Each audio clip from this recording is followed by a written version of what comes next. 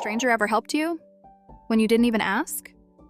A few years ago, I was driving through Arizona late at night on one of those endless highways that seems to go on forever. No streetlights, no houses, just miles of dark desert on both sides. I'd been driving for hours, music playing quietly, windows slightly open, trying to clear my head after a really rough week. Then suddenly, my dashboard lit up. Low fuel. At first I thought it was fine. I figured I'd find a gas station soon, but when I checked my GPS, the nearest town was still pretty far away. My stomach dropped a little. I kept driving, hoping something would show up soon. The road was completely quiet. No other cars, no buildings, just darkness and the sound of the engine. After about 10 minutes, I finally saw a small glowing sign in the distance. A gas station. I felt instant relief and pulled in. The place looked old, like it had been there for decades. The lights above the pump were flickering, and only one pump seemed to be working. The whole station was almost empty.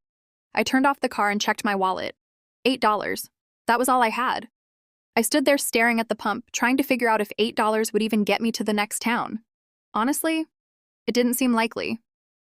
While I was standing there thinking, a dusty pickup truck slowly pulled into the station and stopped beside me. An older man stepped out. He wore a faded baseball cap, worn boots, and his truck looked like it had traveled thousands of miles. He glanced over at me and asked, "Road trip trouble?" I gave a small laugh and said, "Yeah, something like that." He looked at the pump, then back at me. Without saying another word, he walked over, pulled out his card, and swiped it at the pump. Then he started filling my tank.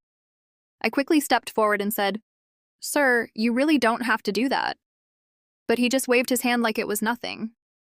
Then he looked at me and said something simple, something I'll probably remember for the rest of my life. "Kid, someday you're going to see someone stuck on the side of the road, just like you are right now. And when that happens, you'll remember this moment." We stood there quietly while the tank filled. The desert wind was blowing softly, and the pump kept ticking. A few minutes later, it clicked. Tank full. Before I could even properly thank him, he gave me a small nod,